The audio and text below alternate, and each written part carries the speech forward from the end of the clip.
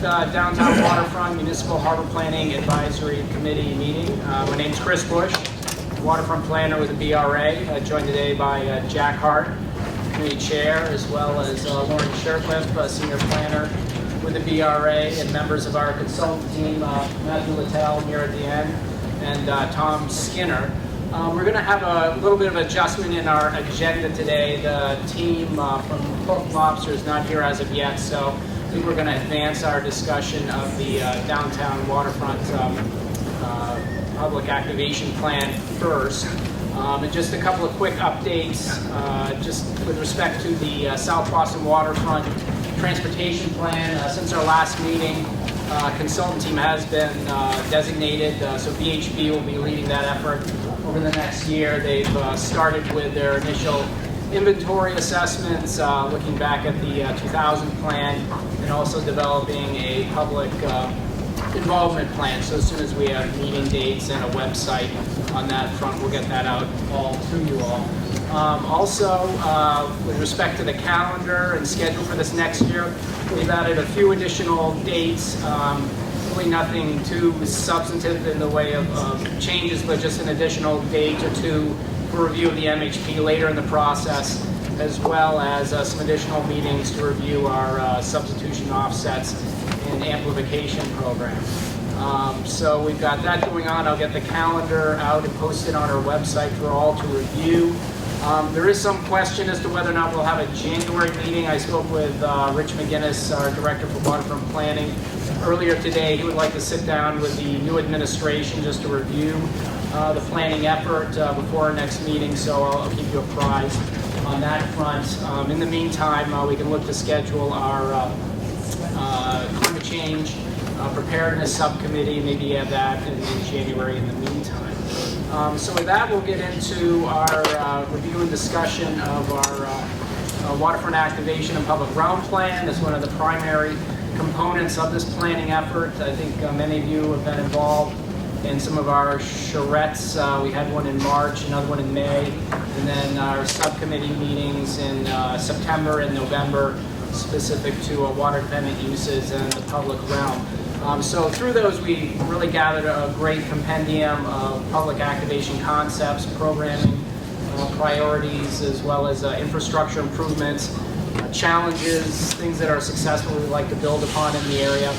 And UTIL has been working on basically refining that and developing a prioritization of those concepts to formalize that into a plan that will really help to inform the MHP process as we get going. So with that, I'll hand it off to Matthew Littell to discuss where we're at. Okay, thank you. I'm going to do a little bit of recap about where we've been, and at the risk of being a little redundant, some of the material will look sort of familiar to some of you who've been here regularly. You can go off to the records and review all this stuff. I'm going to discuss a little bit of our process to date, some pedestrian analysis that we did some time ago that we just haven't had a chance to share with you that's impacted our thinking quite deeply about some of the public space, some of the public realm plan concepts, and then a quick preview of the structure of our public realm plan document. As you know, we'll be finalizing that, I hope, within the next month or two. And wanted to give you all a preview a little bit about how we're structuring it. To back up very quickly, a little reminder that the public realm watershed activation plan is sort of phase one in a three-phased municipal harbor planning process. It's the item that we do first. It then informs the official downtown waterfront municipal harbor plan, which then informs a kind of rezoning of this area. But in order to do these successive phases and to inform the process for Chapter 91 compliance, this is the first thing that we do. Very quickly, our process. Many of you have been to a lot of our charrettes. We've had excellent attendance, very engaged group of people. From all different kinds of categories. We had a general charrette. We had the 1 and 3 group. younger people's perspective. We've had water dependent use experts, waterfront activation experts, and we've done, I think, a pretty thorough job of sort of taking a really nice inventory of all the excellent ideas that we've got. And I think we've had enough process to begin to see some fairly consistent patterns emerging about what people would like to see. We also, as you know, through the course of this regular monthly meeting, have been learning a little bit more about the master plans of individual property owners. For instance, Marriott presented some plans to additional retail on the ground floor. The New England Aquarium shared some of their plans. These are some of these plans. Presentations are ongoing, and I hope we'll maybe get one more today from Hook. But just a reminder that that's also been part of our process. And then finally, we will be we'll be formalizing all of these inputs into a kind of prioritized document that we'll call the Draft Public Realm Plan. To back up a little bit, some of the research that we've been doing that we just haven't had a chance to share with you were some more detailed pedestrian analyses. We did a little bit of, let's call it, scientific analysis of how pedestrians actually behave in the district. Our hope was to understand a little bit about how the space is actually used, and not through just kind of anecdote or observation, but really try to measure what people were doing. So we had a couple of interns last summer, two very gung-ho students from Phillips Academy in Andover, and they spent most of their days out there actually mapping where people went, tracking, making estimates about what kind of person they were, whether they seemed to be a business person or a tourist, looked at their paths of travel, and then we also looked at, we sort of three-dimensionalized this, and I'll show you what that is in a moment. Keep in mind, this was high season, okay, July through August, and we hope to do a kind of similar kind of analysis in, let's say, the upcoming low season, post-Christmas, winter time. These are the sort of initial scribblings. We had a kind of notation system. It was basically a kind of data collection exercise.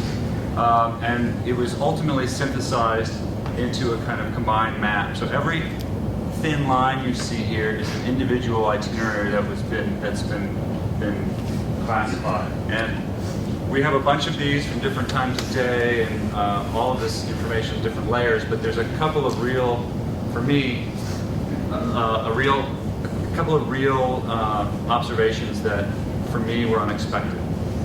One is the incredibly solid line, the density of use just along Atlantic Avenue.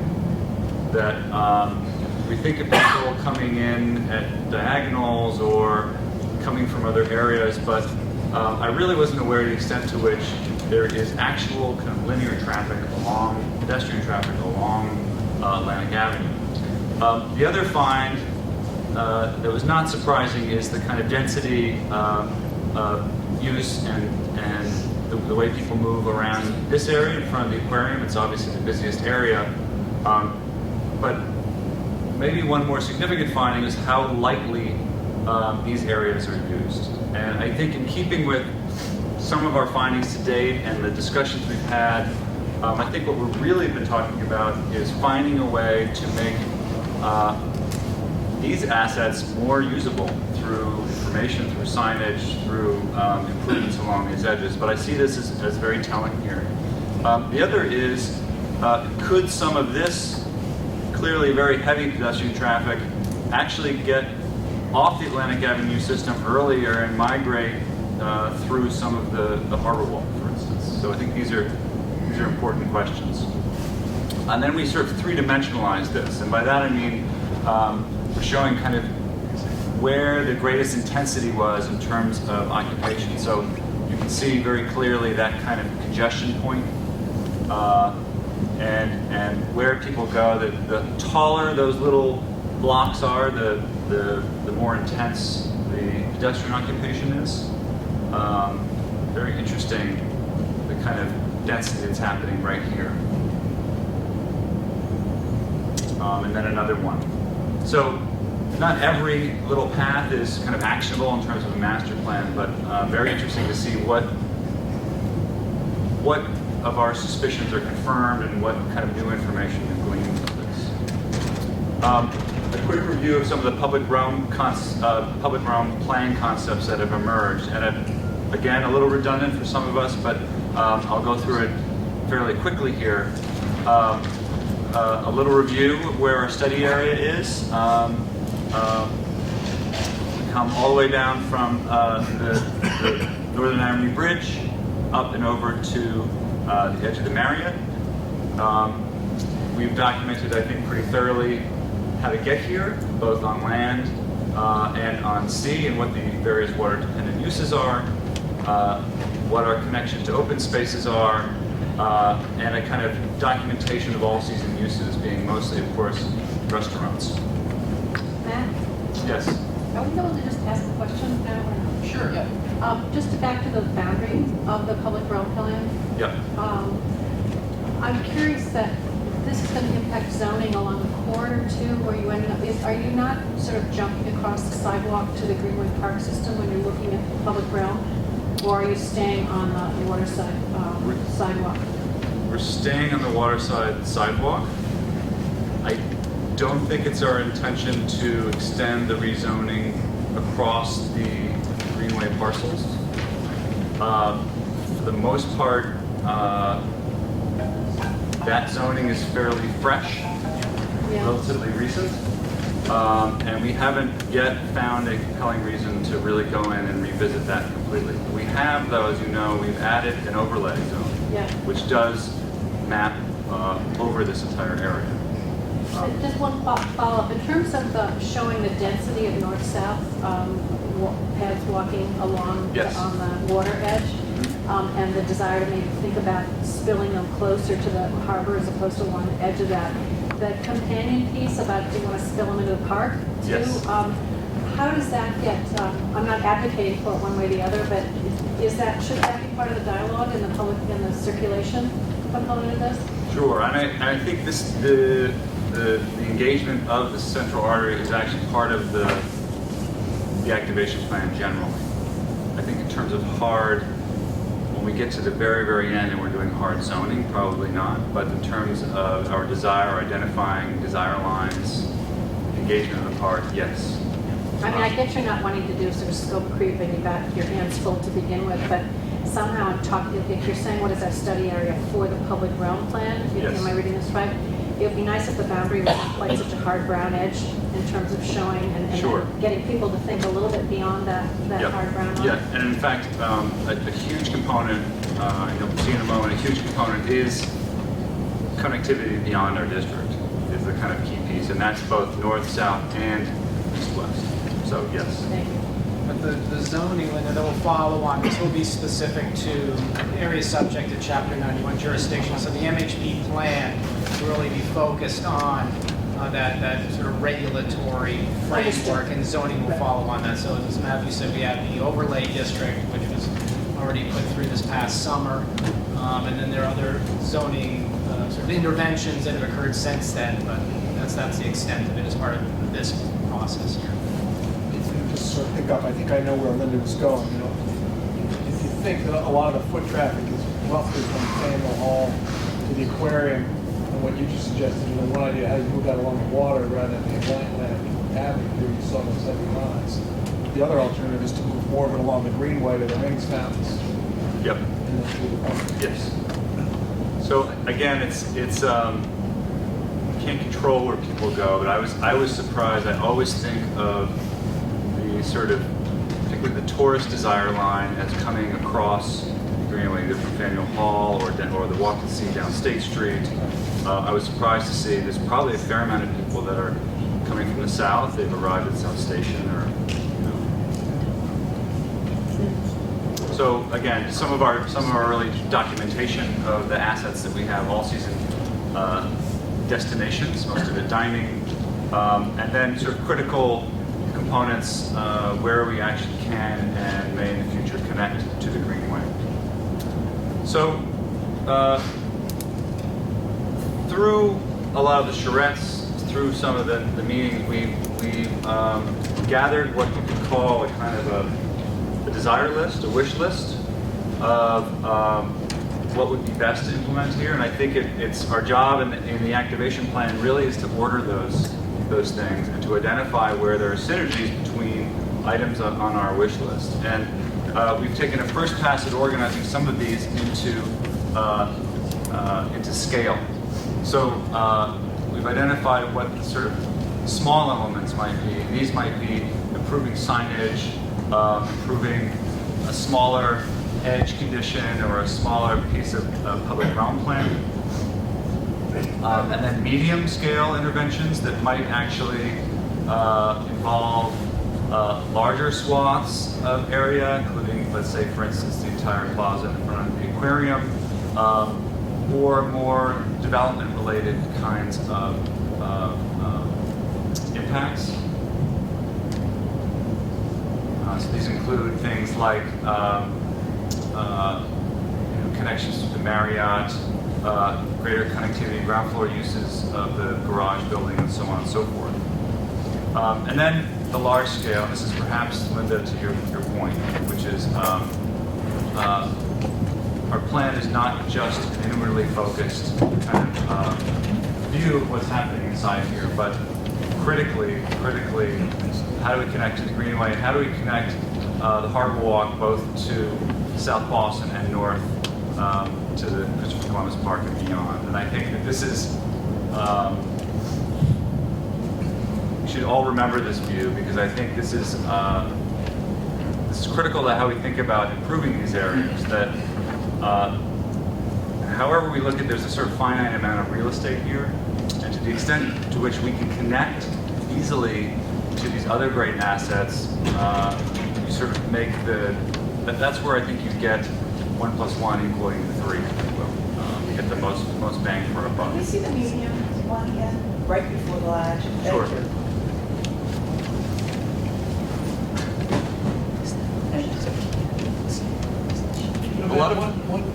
One comment on your point about the lack of pedestrian use out on Long Wharf and around the Central Wharf where we are, is a good one that we looked at as well. One of the thoughts that Chamber 7 had with us was, just putting signs showing where the Harbor Walk doesn't really do it, but if you put a visual element out there, like a big sculpture or a restaurant or something that people see and then go to, Yes. is probably more effective in terms of activating. Yes. Signage. The 1 and 3 group were very articulate about this, and what many of them independently came up with this idea that we need a landmark. I'll meet you by the X, right? That's why we, that big Shingu statue, we have to put it out on the net. Precisely. So I think that's absolutely correct. And the way to do this is to either create a destination and just maybe let's call that medium scale intervention. And then there's some small things like the signage. I do think that, think about what's already there. At the aquarium, you've got the marine mammal facility and of the wharf there. And actually, if you know about it, you can actually look in to see the first year. So you've got the destination, it's just nobody knows about it. Those of us who are in the know, but others don't know. So it's not even necessarily you need the sculpture, because if people knew, they could see the fur seals there. It's extraordinary. You've got the interpretive signage there, you've got the views to the harbor, you can see for free without paying the admission fee, the fur seals doing their thing. That's pretty extraordinary as it is. Yeah.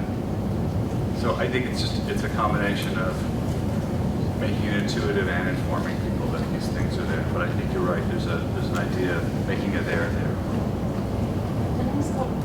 I'm sorry to be Sure. Can this be an interactive session, or are you looking for him just to present? If the advisory committee, has comments or thoughts as we go through this. I'm on the I think it's advisory important. committee. Yeah, exactly. Okay. Can I ask one more question? Yeah, absolutely. Just the comment about, and then I promise I won't ask you more for a while. When you said there's a limited amount of real estate, and then when you're talking about public realm, I'm just wondering, are you including sort of the local streets and sidewalks in terms of your definition of public realm? Yes. Okay, Yes, so I meant that term loosely. okay, By real estate, I just meant area, okay, and particularly public realm area. thanks. Is that, as you all know, it's probably not going to grow that much, the public realm area here. So how do we amplify what we've got? And you don't have a limited amount of questions that you can ask us in the advisory board member. Not to be a pain. Hold back. Very valuable questions. And then we've assigned some evaluative criteria as well to some of these ideas, which is let's start thinking about how they actually get implemented. Is it, for instance, something that is linked to a significant real estate development? Is it something requiring special partnership between stakeholders or public-private alliance of some sort? Is it just a management question? So on and so forth. Is it something that we just need dollars for? Or is it really easy? Can we just do it right now?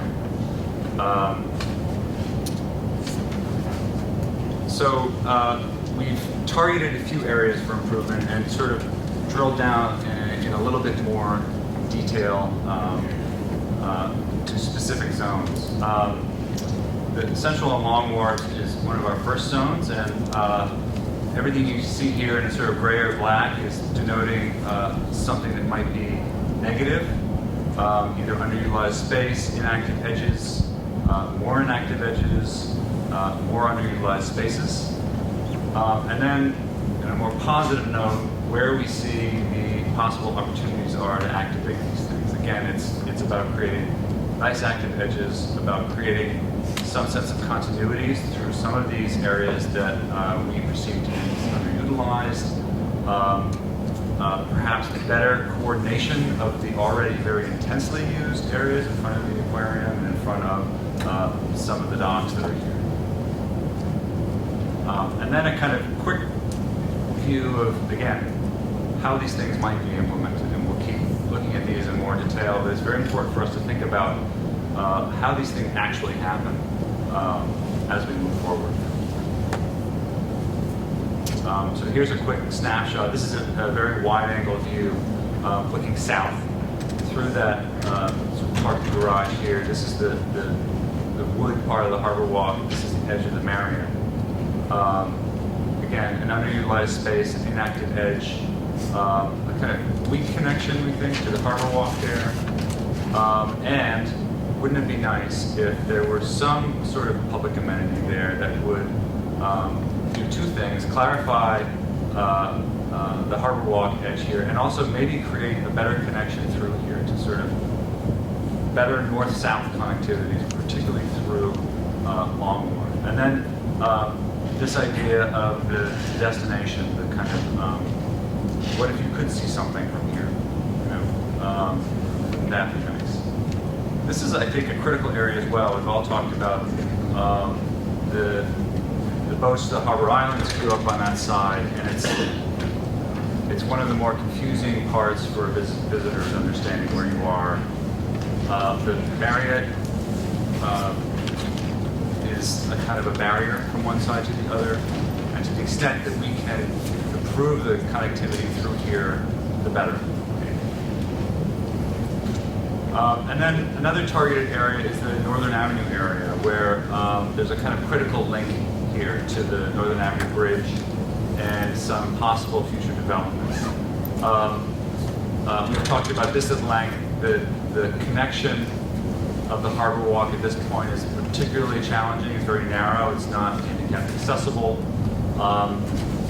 This is not a pleasant place to be. We think that obviously there's room for development on this parcel, the Hook parcel. I hope maybe we'll hear about that later today. And then a kind of general lack of clarity in this zone right now.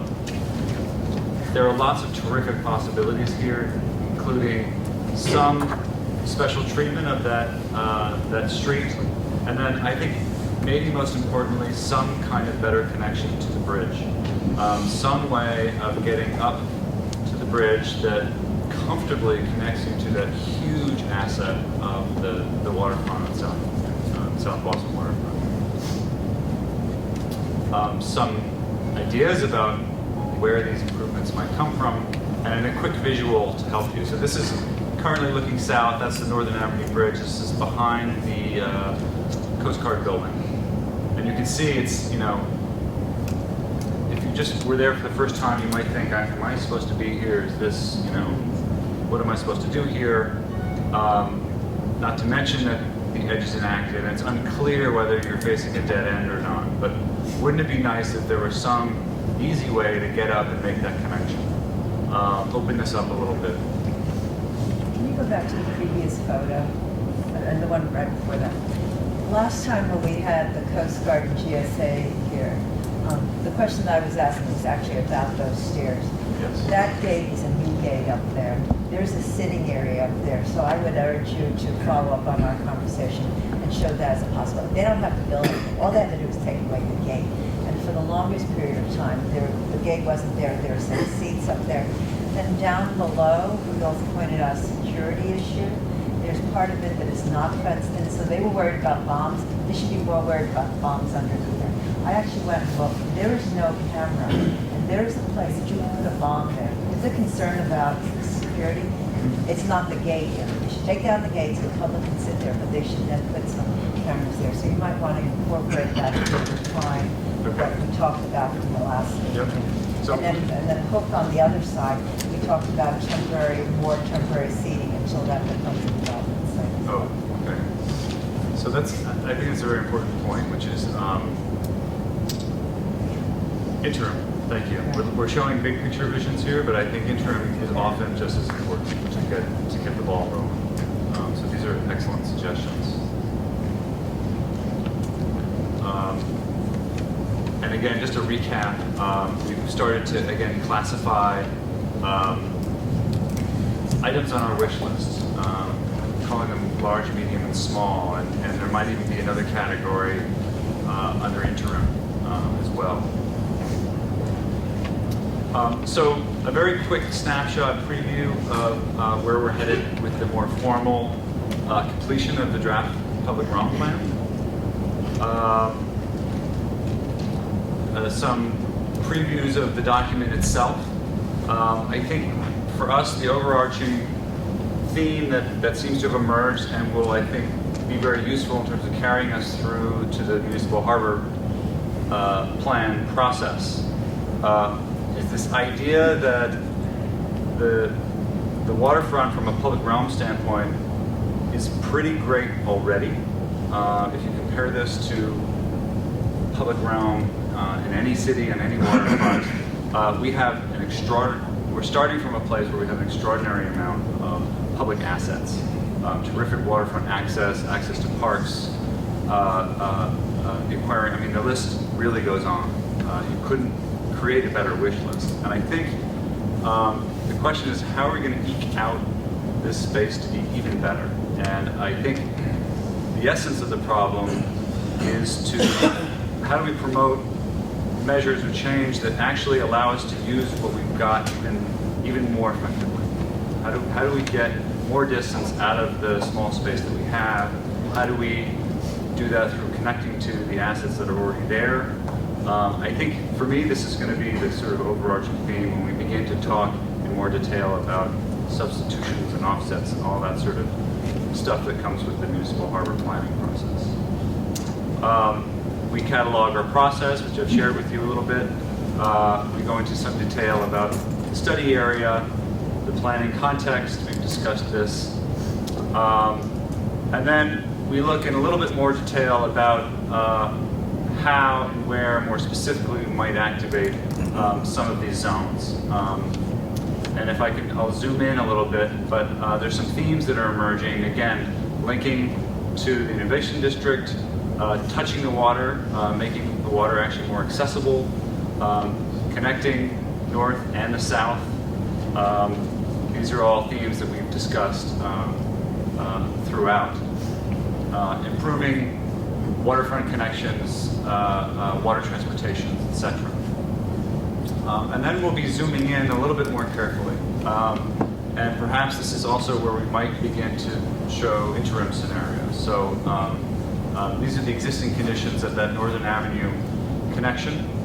And a kind of slightly more zoomed in and a slightly more detailed list of some of the items that we've identified for possible improvement. So we've moved a little bit further south. Is there a way, for instance, to connect underneath Mowgli Bridge? Is there a way to connect to a new and improved Northern Avenue Bridge as part of that process? How do we provide active edges around the hook site? And what kinds of opportunities are there on the extension here of Northern Avenue that can be both pedestrian friendly? India Row, some of the existing conditions we identify, some of the areas for possible improvement or areas of opportunity. Again, connections back to either promoting existing possible connections back to the Greenway or even enhancing really strong ones that we already have. And then connecting again North Front, clarifying through this zone a little bit where the Harbor Walk will take us.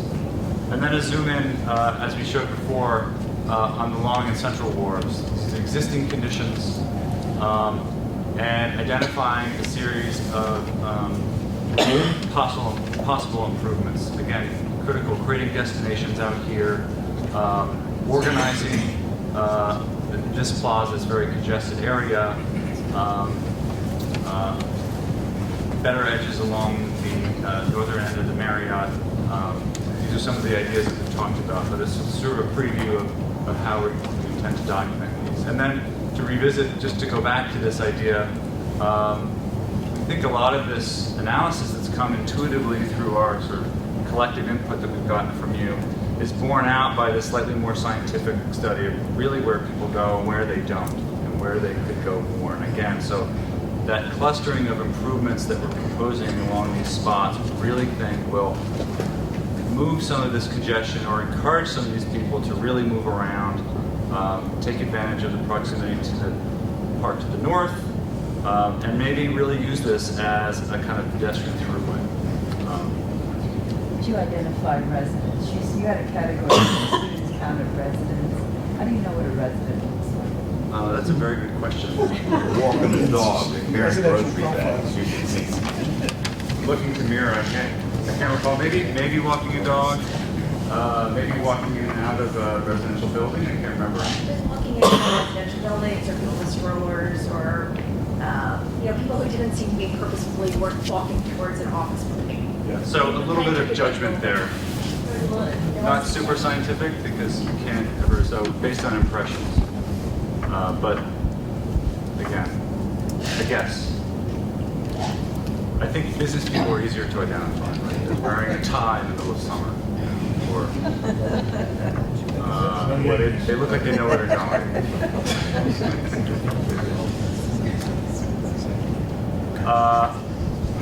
So the next steps, I think, is we're going to continue to refine this plan.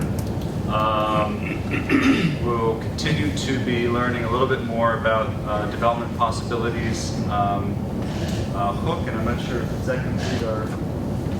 Yes, we were to have representatives from 400 Atlantic Avenue here as well today, but asset management with Synergy. I learned just an hour or so ago that they will not be able to attend, so we'll see if we can fit them in at some future meeting, but Okay. we're going to be proceeding. I read something about a possible sale last summer with respect to the property. I haven't heard anything since, so I don't know if something is in the works or not. But Okay. So, we'll continue to refine this and continue to learn a little bit more about some of the development scenarios. I haven't heard anything about connecting the water transit to the land transit. Have you done anything along that line? It's a kind of a wish list item. I don't know if we've done anything in terms of actually understanding better how that actually will work, but we've certainly identified that sort of link as a possible wish list item. But if you want to follow up I on was that. just, go back a slide, because Sure. I was about to make the exact same point. I mean, I think you've done a really great job, at least as far as I'm concerned, really listening to what came out of a lot of those discussions. And I can see it reflected throughout here. But, just looking at that map, that whole area is one giant ferry terminal from Northern Avenue Bridge to Columbus Park. Mm-hmm. And it's commuter ferries, it's harbor cruises, it's whale watches, and a lot of residential and private yachts and boats in and out of there. I think it needs more emphasis. Does it work? Does it not work? How can it be improved? It's a big piece of that part of the watershed, more so than anywhere else in the city. We have a number of great ideas in the water defendant subcommittee meeting in September, so all of those concepts will be compiled as part of that. Yeah, how can we organized? Yes. I think it might even, again, the document is emerging, but I think it's a very good bit of advice, and I think it might even be its own kind of section, if you will. We've sort of zoomed in on certain geographical areas, but I think that as a watershed, the watershed itself. If you think of Puget Sound, or if you ever been to Oslo, it's a real anchor piece of the waterfront.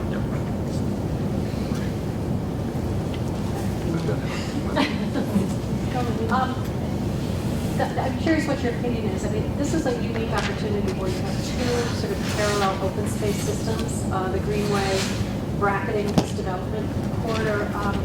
In your mind, should they be, how can they not be duplicative, or should there be one kinds of activity and programming that's very distinctively different along the water edge versus the Greenway parks? And just what do you think about that? I mean, because a lot of times you can start at one end and go up on the Greenway and then come back on the water side. It's almost like two totally separate experiences, like how to spend a whole day in Boston. And sort of the thinking from your standpoint of looking at it from both sides, what you would advise or recommend, or your thoughts? I don't, just based on what's there, I don't see it some sort of danger of being duplicative. And I think that a lot of but the way you frame the question is actually very useful, I think, because I think a lot of the potential improvements that have been discussed, particularly at the water's edge, are about making the water's edge more watery, if you will, or more like a waterfront, or actually taking advantage of those things. So for instance, being able to touch the water somewhere, or improving the taxi service, or having these open spaces take advantage of their location in a totally unique way. For instance, being able to observe tidal changes and that sort of thing. I think this idea of encouraging some sort of loop is a very interesting one. People, and this came out in the 1 and 3 charrette, was a lot of these younger people actually live nearby, and they use this as their open space, and they have a deep familiarity with it, and they slowly begun to realize, oh, I can do a loop, I can get there along the water, and I can go back on the Greenway, or vice versa. I don't have an immediate answer about how we might make that more legible, but maybe that's something that goes into the signage. When we're talking a little bit more detail about wayfinding and stuff, maybe that's how that works. The Charlestown public realm plan had a similar concept with these interpretive loops through various areas of the Navy Yard, just specific to themes that covered sort of the background in certain areas. You get the National Monument area or maritime industrial. So that's conceptually something that can be looked at, again, for purposes of wayfinding and interpretation. I do have one more. Sorry.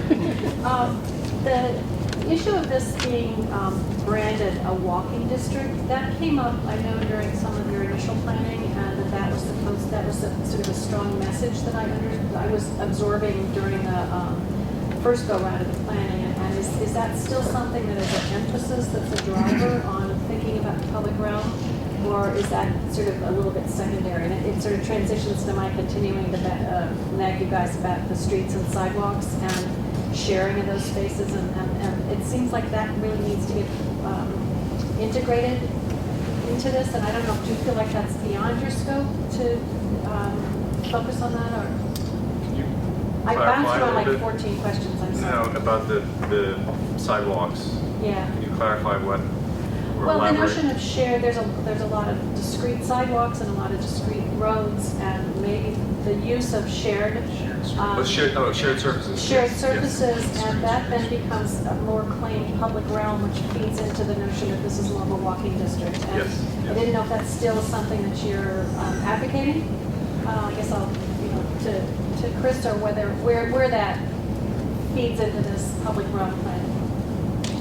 Certainly, complete streets is a framework that the BTD is utilizing nowadays for new streets infrastructure. So as new developments come online, that's definitely something conceptually that'll be part of that discussion. But yeah, I think the intent, given the amount of foot traffic, bicycle traffic, foot traffic through this area, we want to have all these public ways to be able to accommodate, in an organized, efficient manner, all modes. So.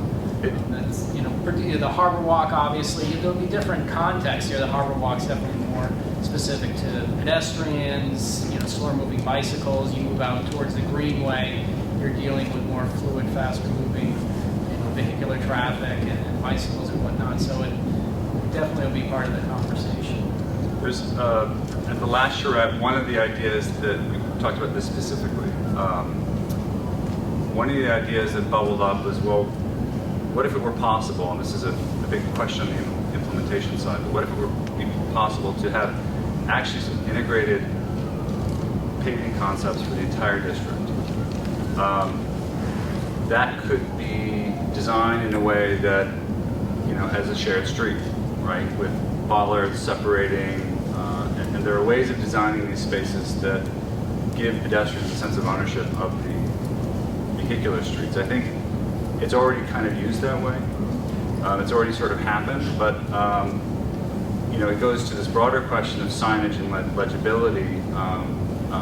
Signs are not the only way to create legibility. You can create legibility through integrated paving solutions and actual design itself. In fact, that's the best kind of legibility, where the pedestrian arrives in the district and he realizes, oh, there are spaces that are exclusively pedestrian, and then there are some spaces that are either for pedestrians or cars, and you sense it, right? It's a little bit like walking on a mall or something of that nature. I think that would be the best possible outcome. Of course, we have to be realistic about how something like that might happen and what we can do with signage alone while we're waiting for that. The integrated street paving you're talking about, is that, I suppose the best example that comes to mind, at least in my interpretation, is Beacon Hill with a brick sidewalk, for example. Is that, so what kind of an example, when you're in Beacon Hill, you're in Beacon Hill. Yep. With the lanterns and the brick sidewalks and that sort of thing. What kind of examples would you use here, or have you seen, for those shared spaces, but also for the integrated paving pieces? So there could be more expensive solutions. Obviously, it would be some sort of unit paver that was consistent. I don't think we would use tiny bricks everywhere. It'd be very expensive. It could be some combination of nice materials and then less expensive materials that maybe have a special detail or something. It could just be concrete, but concrete could be tinted or it could be made special somehow so that you knew you were in a special district and this was very unique. Are there examples out there around the country that we might want to take a look at? That you can show examples of? Yeah, there are a bunch. The one that most immediately comes to my mind is there's a kind of shared surface in the Innovation District that goes from Northern Avenue out to, alongside the park, I think. And that's technically a shared surface. That's very nicely detailed. It's got bricks but it's, I think the spirit of that can be captured with less expensive materials. No, it's, By Strager. By Strager, isn't it? Aren't you talking about by Strager's restaurant? it's right around here. By Strager's. Or I can't remember if it's on the edge of the park. I think it's along the edge of the open space here. Yeah, I'm sorry, I don't have the exact name of it, but Downtown Crossing is somewhat of an Downtown example. Crossing is another Summer example. Street between Macy's and the Filene's building. It's an area that sort of reads for use by all. It's not a great example, but in terms of context for Boston, that's yeah. the most. I think that's an excellent example where even in the current condition of that paving, you're there. And Downtown Crossing is a place because it's that place where the paving changes and pedestrians can wander freely. So So Chris, I'm looking at the agenda. We are going to have a presentation, right? Yes, we got. And you said that 400 is yet again not coming. Exactly, yes. I think we need to send a signal we're concerned about that. I mean, they and Booker been on this agenda for months now. The fact that they couldn't come today unless they said they were snowed in or whatever, just, you know, you are in the BRA, Yeah. and, you know, this is a committee that's trying to They come up indicated with- they had new developments that they'd likely be presenting in the new year, so. And they also have some problems on their site. I mean, we talk about a problem child, as he pointed out, it's one of the inactive sites. So they need to come, they need to hear us, we need to hear what they're gonna propose to do new things. And the They fact know you're that here too, yet again, they're not here is a concern. I don't have a problem saying that to their face, Okay. and we will say it, but we need to be sure they come. Or we need to say to them, you are the only people not participating. Everybody else has been coming Yeah. and diligently coming and subjecting themselves to the types of comment and just type of analysis that Matthew's doing. So I just think that they need to be here at the next meeting. Yeah. All right, I'll reach out to Synergy this next week. Should have lined No, up we for. should reach out to them tomorrow. Say the committee was very concerned. They weren't here, and they haven't been here, and that we need to know that who will be here on January 22nd from their team. Not whether they come, who will be here. We're going to put it on the agenda. We want the DRA director and our board to know, and we will let the committee know as well. So I'm asking as a committee member that you call, not wait until after the holidays, but we tell them there's a sense of urgency, because they're a problem child. They come in. I'd like to request that before you start doing any planning on the road and directing traffic and assigning things to pedestrians only, that you please witness the surface road at 6 o'clock at night, more than once or twice. The surface being Atlantic 4 Avenue. o'clock in the afternoon. That's all. Atlantic Avenue or street or whatever it's called, and Surface Road. It's a nightmare of traffic. And before you redirect something or allocate something to just pedestrians, it needs a serious study of the lights, of whatever. It's a real nightmare. Yeah, I don't think that there's any, that's very relevant. I don't think there's any areas in our zone that are cut-throughs or anything of that nature. So I don't know how much, you know, I don't think we're going to be sort of immediately re-engineering all these streets. I think these are broader suggestions, and there is down the line, if they have any legs, that there will be a kind of management question, and I think there would be some detailed study at that point. I'm not sure how much impact, though, what we do here will have on any of the traffic that's on that surface. I just want it noted. Yes, noted. The South Boston Waterfront Transportation Plan, which is just kicking off right now, that planning area does extend over into the Atlantic Ave corridor, all the way out to Long Wharf, I believe. So that is an area that's subject to this year-long study that's underway. So. And they'll be examining, the problem can be stated, they'll be examining ways in which they can reduce that. There's going to be a discussion about getting traffic out the other way, talking about using, maybe, in some cases, there's South Boston Hall Road on occasion, that is, I know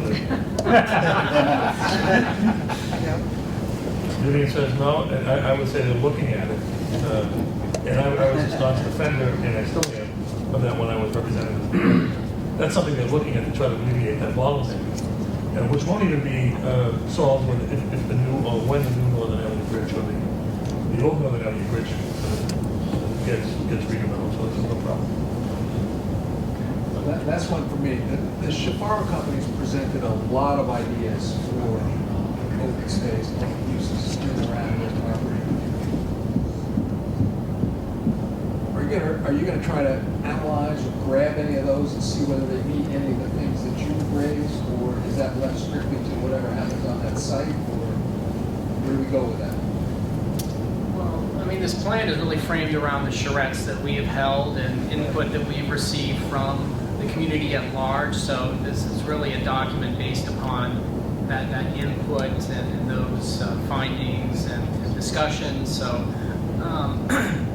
You know, private property developers can, you know, propose most anything, but, you know, there is this document which really will provide some guidance for purposes of offsets, mitigation, and just a general great, you know, sort of public realm planning document that can be utilized for future interventions as well. I just think you might look at some of those ideas and see whether they solve any of the problems that you've raised in that area. Yeah. So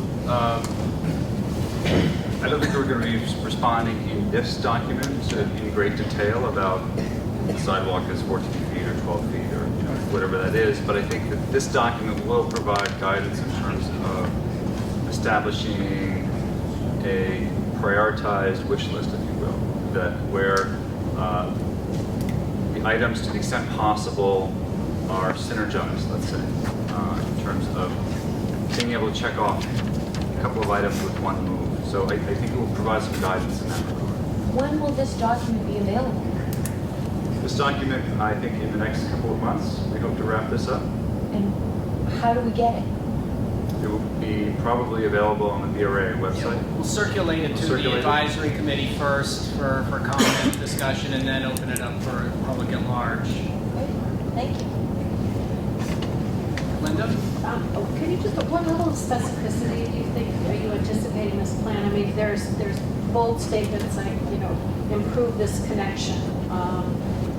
The house, is that something that you're going to get into in any sort of implementation in this plan, or does it stay at a very broad policy? It's a little bit broader at this stage. When we get into the municipal harbor planning process, I think that's where the hows get a little bit more attention. We start to On look an at, individual project basis? yes, and we're looking at a little bit greater specificity of the kind of if-then scenarios that might play out. But I don't think our pencil is not super sharp yet. We don't want to get into too great a level of specificity in this plan. This is more, again, a menu of public benefits, enhancements, things that can be drawn upon, you know, with new development projects to mitigate offset impacts related to those. So, But it's not going to be widen this sidewalk or make this a we're not going to shared get into street. the dimensions of sidewalks At all. required and that level of Much more specificity. generic, okay, thank you. As you get into wayfinding and signage and paths, there's a tremendous amount of history in this area. I think should be represented, not only the well-known history of Long Wharf, but a lot of urban renewal history, such as the aquarium, which was one of the first projects under Boston Urban Renewal, Harbor Towers, some notable fights and discussions and things. And I think that would be very interesting for both residents and tourists Yep. who have been impacted by urban renewal, or impacted by the anti-urban renewal publicity, and it'd be very interesting to include So are you thinking of interpretive signage or something that might give a visitor a sense of what what happened here, how it came to be, how it transformed? Yes. and how it We impacted need the to tell city everybody we of got that pier for $1. Right. Boston. And the retaining wall. There's some excellent examples of that, I think, in London, where there's a piece of glass and there's a kind of a line profile or something. And you line up your eye at a certain point, it shows you what was there at certain times in history, and it's quite interesting. Maybe it's something like that. Great. Okay. You can turn that Can we off. ask questions? Sure. Sure, we can have some questions. Okay. Every time you put the red line going through Harbor Towers property, is that something that would be a voluntary offset, or are you just assuming that that's something that someone has the authority to impose? Well, there are required easements on that property. So Public easements and public access easements on the Harbor Towers property. I understand, but the question is whether that is being overburdened by more and more. Are you taking people away from the harbor walk along Harbor Towers and directing them to cut right through Harbor Towers? You know, the Past, intent we is to talked- maintain harbor walk as a primary means of access out and along the waterfront. But my point is that there's been a history of discussions of signs to discourage people from walking across harbor towers where cars are going around, and have them go around the harbor walk. Now what you're saying is you want to encourage them to go across harbor towers. Has that been something that has been discussed as something that would be welcomed by the people in the area? I think we've talked generally, I don't think we've drilled down exactly how that clarifying works, but I think there has been a lot of discussion about just simply making the publicly accessible path that goes between this area and this area, some of which goes through the Harbor Towers property, just making that more clear. But it's in But a the problem is that if you've spent time studying that, there are cars that are going around, there are traffic issues, there are skateboarders. On a plan, it might look like it makes sense, but in the real world of the activities there are some significant issues.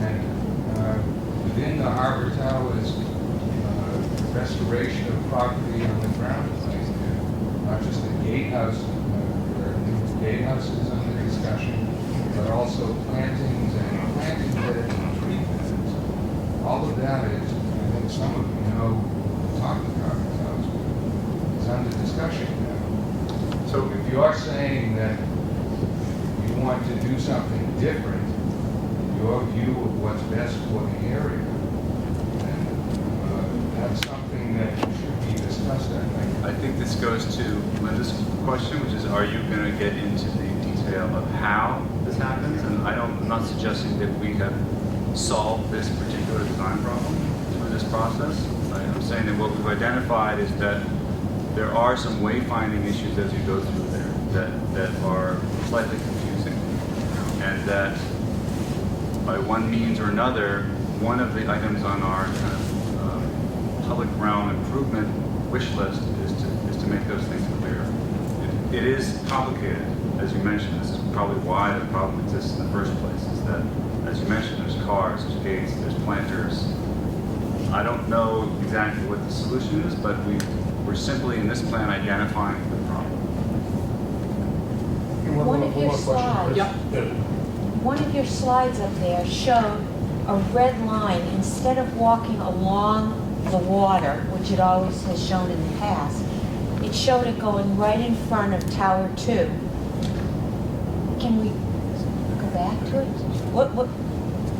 Where is the easement? There it is. That one. That's it. Yeah.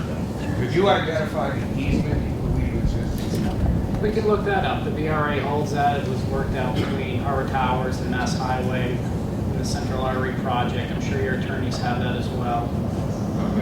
Chris, My point is, are you drawing a line with the easement? the easement runs along the blue line Again, these are along the conceptual waterfront plans. to the harbor wall. Yeah, it's the harbor wall. Yeah, that red line isn't correct. Okay, so all right, point taken. I think the Well, red I line. think that's an important difference.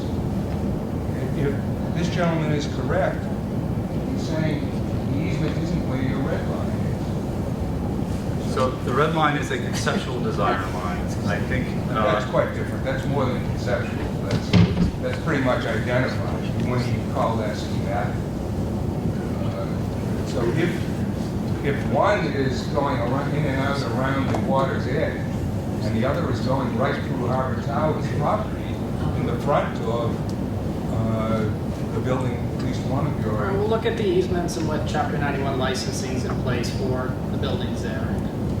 I think you just need to come up with a different graphical technique Sure. to identify the problem we're trying to get. Sure. Well, I think that would be a nice question to answer the next time we're together, because I know I've raised this with you before. And if each time the iterations repeat the same potential misunderstanding. All right, well, we can, sit down and discuss, what agreements are in place, what licensing is in place for public access, and go from there. We'll get that. Very good, all right.